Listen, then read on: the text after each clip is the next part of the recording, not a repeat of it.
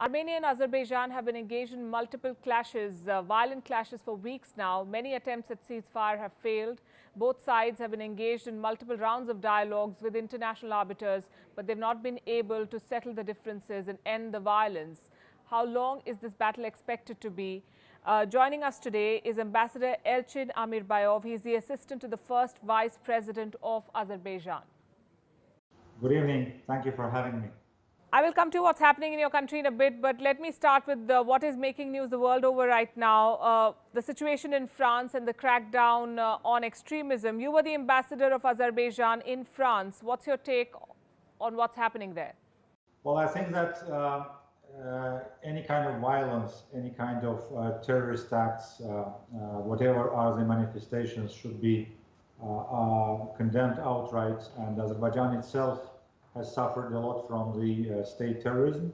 As you know, in the context of our ongoing conflict with Armenia, Azerbaijan was subjected to more than 30 terrorist acts, including the terror acts and explosions in metros, subway system, but also in the transportation and the buses. And so we have lost more than 2,000 people. So it is not something that we are knowing theoretically. We suffered from this evil, and of course it should be confronted with all determination. Would you say that the people who are protesting against France, and that includes some leaders of Muslim nations, they're confusing the war on extremism with the war on Islam? Well, that would be a proper statement to make, because unfortunately, in many occasions, Islam is wrongly associated with such evils as terrorism or extremism or jihadism. Islam is a peaceful religion. It is a religion which has more than 1 billion followers. And of course, it would be wrong to equalize them. And of course, you know, like any other religion, all those people who are affiliated with it, they have certain feelings, strong feelings about their faith, their religion, and the same people. And so that's why respect towards those is also something which needs to be assured in order to exclude all kinds of misunderstanding, or in order to prevent all kinds of violence. But nothing justifies a terrorist attack. Nothing justifies terrorist attack, because they are after human beings' lives, and life is, of course, something that is sacred. How do you see Turkey's role? It is being seen as the instigator, both in the anti-France sentiment that is being whipped up the world over, and also in the clashes in Nagorno Karabakh. Well, I think it's unfair statement, and I think as far as the Turkish alleged role in Nagorno Karabakh issue is concerned, I think it's a completely fake news, because I mean, Azerbaijan is trying to restore its territorial integrity, and for 28 years the territories of Azerbaijan, of Nagorno Karabakh, but also of 7 districts around it, have been under illegal foreign occupation. And as a result of procrastination, indulgence, and in some ways of appeasement of the aggressor state Armenia, you know, these territories for 28 years have been under foreign control. So what we're trying to do is to convince Armenia to stop military activities against us, and but we see that they are persistent in that. And when on the 27th of September, more than 1 month now, they again attacked our military positions, we said enough is enough, and we will have to take this issue in our own hands, because for 28 years the international community unfortunately was silent and did not do anything that would change this illegal situation or illegal status quo. The status quo, which was based on ethnic cleansing, on illegal occupation of other countries' lands, and numerous violations of international humanitarian law. So Turkey's support to Azerbaijan these days is mostly of political and diplomatic nature, and we appreciate very much this, because on the other side, Armenia tried to involve third parties into this conflict in order to regionalize it. And I mean here the allies, the natural allies of Armenia, Russia, but also other member states of organization on the Treaty on Collective Security. But they failed to do so because all those countries have made it clear that whatever happens today is happening in the sovereign territory of Azerbaijan and has nothing to do with the territory of Armenia. That is why all the attempts of Armenia to attract third parties, they are illegitimate, and of course they are not finding the response that Armenia expects to have. There seems to be evidence that Turkey's role in this conflict and its support to Azerbaijan is more than political and diplomatic, as you claim, that there are Turkish planes and Turkish fighters, and Turkey is bringing in Syrian mercenaries to fight alongside your defense forces. Well, all these claims need to be substantiated. And of course, I would beg to disagree with you completely because, this is exactly part of the disinformation campaign that Armenia has launched against Azerbaijan together with the campaign on military aggression. The fighter planes of Turkey, they are on the ground, and they were there because just before the conflict started, we had joint military exercises between Turkey and Azerbaijan as countries, allies, and as partners.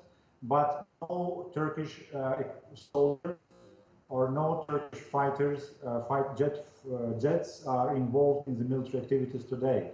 Azerbaijan has a strong 100,000 strong regular army, which is enough to us to conduct and to carry out all the necessary military operations and military tasks. So any allegations that someone is fighting instead of us, of course, it is another piece of fake news and needs some evidence which is lacking. Okay. So you're saying there is no Turkish involvement in the fighting, there are no Syrian mercenaries. What about human rights violations? Multiple reports say that your troops and allies have been committing human rights violations, and there's active bombing of Nagorno Karabakh's capital. Why must you bomb civilian installations? Well, I'm very glad that you have invited me because, from your questions, I can feel like that you have been very much studying the narrative of the other side. So that will give me a good opportunity to fill in this gap. And let me tell you that the violations of human rights on a mass scale started back in 1992, when 20% of Azerbaijan's territory has been ethnically cleansed from the Azerbaijani ethnic presence. And of course, there cannot be any more violent and any gross violation of human rights than ethnic cleansing, when you are massacring and evicting ethnic population from their homeland only because they belong to one ethnic group. And it's about 1 million Azerbaijani citizens whose fundamental human rights were violated. Now, if we go back to this particular incident, which started on the 27th of September, it was Azerbaijani civilian peaceful population, which was targeted by Armenian armed forces in the first place. Let me give you sheer figures which are easy to be checked. As of today, 91 peaceful civilian of Azerbaijani ethnic origin and more than 400 Azerbaijani civilians. 91 were killed and more than 400 were wounded as a result of artillery fire, multiple rocket launchers, ballistic missiles. And let me give you just two small examples. One was in the city of Ganja, which is 100 kilometers away from the zone of combat activities. And twice during nighttime, imagine at 2 o'clock in the morning, sleeping babies, old people, women were just killed while they were sleeping, only because Armenia wanted to take revenge for the military debacle and the fiasco that they are now having on the battleground. Is it not a human right? Is it not a crime of war? Is it not a crime against humanity? Of course it is. But unfortunately, I'm hearing, and that's also true with your questions, the Armenian side has much more powerful access to broad media outlets through its diaspora, which is omnipresent, in order to portray the wrong image of Azerbaijan, to tarnish the image of Azerbaijan. But it is Azerbaijan which was the victim of this aggression, the victim of ethnic cleansing, and the victim of illegal foreign occupation. It is basically their word against yours. And the people who are suffering are the people of Nagorno Karabakh, who say that there is ethnic cleansing from Baku's side or from Yerevan. Either way, there is violence, and that is something that neither side can deny.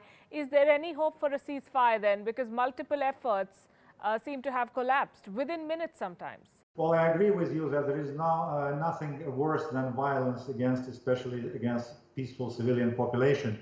As far as the civilian population in Nagorno Karabakh is concerned, it should be clear that, being different from Armenia, Azerbaijan has never targeted residential areas of Khankandi, which is called Stenaparket by Armenians, or in Shusha or in other towns, because Armenians, they were placing their artillery pieces and multiple rocket launchers in the middle of the residential area, and those were military targets which opened fire and killed our people. So they need to be neutralized. Unfortunately, it is accompanied with collateral damage, including among civilian population, and we do regret the loss of innocent human life. As far as the peace is concerned and the attempt to reach the ceasefire, indeed, you're right. There were 3 attempts. First brokered by Russia on the 10th of October, later by France, and the most recent in Washington, D.C. All 3 times, 3 or 5 minutes after the entry into force of those humanitarian truces, Azerbaijani forces and residential areas have been again repeatedly attacked by artillery fire of Armenia. And of course, this is something which did not allow for this truce to hold. But again, even today, Azerbaijan have given those 3 chances to Armenia to get down to the negotiation table and to stop fighting. We are still ready to do so, but there is only one thing that we need to hear from Armenia, that they are serious in stopping war, and they are serious in implementing all those resolutions of international community, including 4 resolutions of United Nations Security Council, all of which unanimously demand a complete, unconditional and immediate withdrawal of occupying Armenian forces from the sovereign territories of Azerbaijan. So we do expect that the Armenian side would heed to this call of international community and would abandon this hopeless attempt to regain back the territories that they have been losing since 27th of September. You don't seem to have a lot of international support, Ambassador, apart from Turkey, perhaps, which has been speaking very prominently in favor of Azerbaijan. Are you going to insist on Turkey to be part of the next round of dialogue?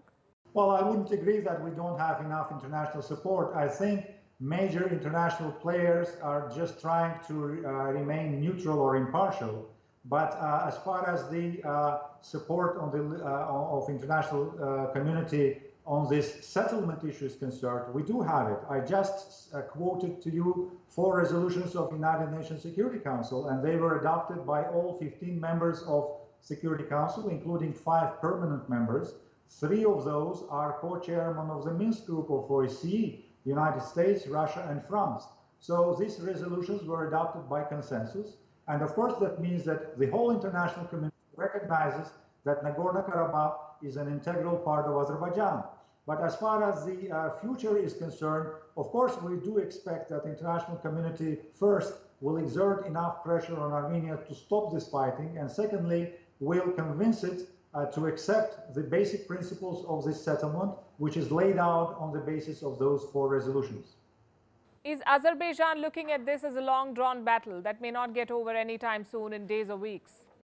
Well, actually, our wish is to stop it as soon as possible, as I mentioned, but it will all depend on the other side. The ball is now in the Armenian court because they continue shelling our residential and towns and cities which are away from the zone of combat activities. On our side, we are ready to give another chance at peace, because we understand that sooner or later there should be political settlement, and the military solution is not the one that we prefer. But when we are attacked all the time, when all overtures of peace are rejected by Armenia, we are not left any other choice rather than to restore by our own means the territorial integrity and sovereignty of Azerbaijan over these territories. Well, we can only hope that the violence abates and both sides can find some common ground to begin dialogue again. Ambassador Elchin Amirbayov, thanks very much for joining us here on WION. Thank you very much for inviting me. Have a nice day.